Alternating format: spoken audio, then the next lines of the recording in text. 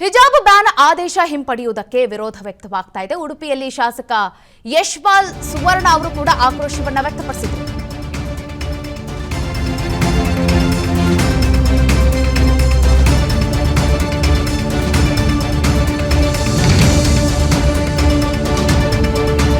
ಧರ್ಮದಂಗಲ್ಗೆ ಅತಿ ಸೂಕ್ಷ್ಮವಾದಂತಹ ಪ್ರದೇಶಗಳು ಅಂತಂದ್ರೆ ಈ ಉಡುಪಿನೂ ಕೂಡ ಸೇರ್ಪಡೆಯಾಗುತ್ತೆ. ಈಗ ಉಡುಪಿಯಲ್ಲಿ ಶಾಸಕ ಯಶ್ಪಾಲ್ ಸುವರ್ಣ ಅವರು ಕೂಡ ಆಕ್ರೋಶವನ್ನ ವ್ಯಕ್ತಪಡಿಸಿದ್ದಾರೆ. ಯಾಕಂದ್ರೆ ಈ ಹಿಜಾಬ್ ಆದೇಶವನ್ನ ವಾಪಸ್ ಪಡಿತೀವಿ ಅಂತ ಹೇಳೋ ಸಿಎಂ ಸಿದ್ದರಾಮಯ್ಯನವರು ಹೇಳಿಕೆಯನ್ನು ಕೊಟ್ಟಿದ್ದಾರಲ್ಲ, ಆ ವಿಚಾರಕ್ಕೆ ಯಶ್ಪಾಲ್ ಸುವರ್ಣ ಅವರು ಗರಂ ಆಗಿದ್ದಾರೆ.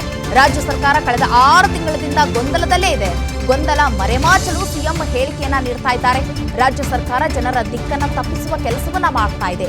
ಹಿಜಾಬ್ ಬ್ಯಾನ್ ಹಿಂಪಡೆದ್ರೆ ಜೇನುಗೂಡಿಗೆ ಕೈ ಹಾಕದಂತೆ ಆಗುತ್ತೆ ಅಂತ ಹೇಳಿ ಯಶ್ಪಾಲ್ ಸುವರ್ಣ ಅವರು ಆಕ್ರೋಶವನ್ನ ವ್ಯಕ್ತಪಡಿಸಿದ್ರು.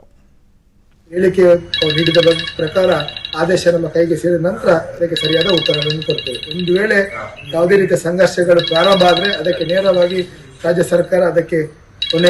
ಸರ್ಕಾರ ಆ ಜವಾಬ್ದಾರಿಯನ್ನು ವಹಿಸಿಕೊಳ್ಬೇಕು. ಯಾಕಂದ್ರೆ ಹಿಜಾಬ್ ಅನ್ನು ಈಗ ಅವಕಾಶ ಕೊಟ್ಟಾಗ ನಾಳೆ ಈ ಹಿಂದೆ ಕೇಸರಿ ಶಾಲ್ ಇರ್ಬೋದು, ಬೇರೆ ಬೇರೆ ರೀತಿಯ ಅಭಿಯಾನಗಳು ಪ್ರಾರಂಭವಾಗಿತ್ತು.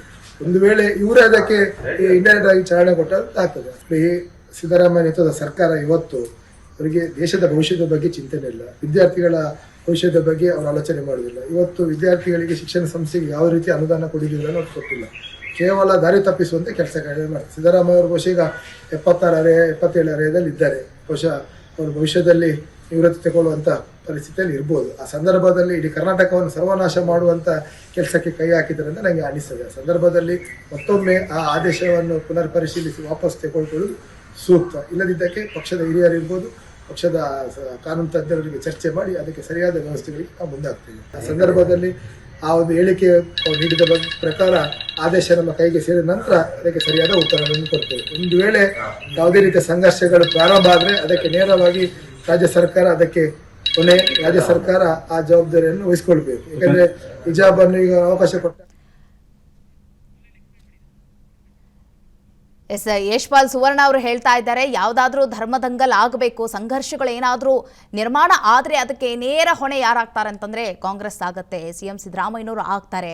ಯಾಕಂದರೆ ಈ ರೀತಿಯಾಗಿ ಅವರು ಹೇಳಿಕೆಯನ್ನು ಕೊಟ್ಟಿದ್ದಾರೆ. ಯಾಕಂದರೆ ಈ ಸದ್ಯಕ್ಕೆ ಶಾಂತವಾದಂಥ ವಾತಾವರಣ ನಿರ್ಮಾಣ ಆಗಿದೆ, ಯಾವುದೇ ರೀತಿಯಾದಂಥ ಗೊಂದಲ ಇಲ್ಲ.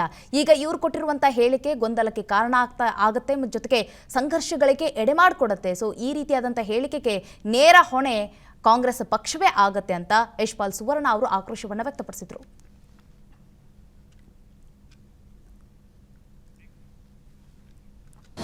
ಅನುಕ್ಷಣದ ಸುದ್ದಿಗಳಿಗಾಗಿ ವಿಸ್ತಾರ ನ್ಯೂಸ್ ಯೂಟ್ಯೂಬ್ ಚಾನೆಲ್ ಸಬ್ಸ್ಕ್ರೈಬ್ ಮಾಡಿ.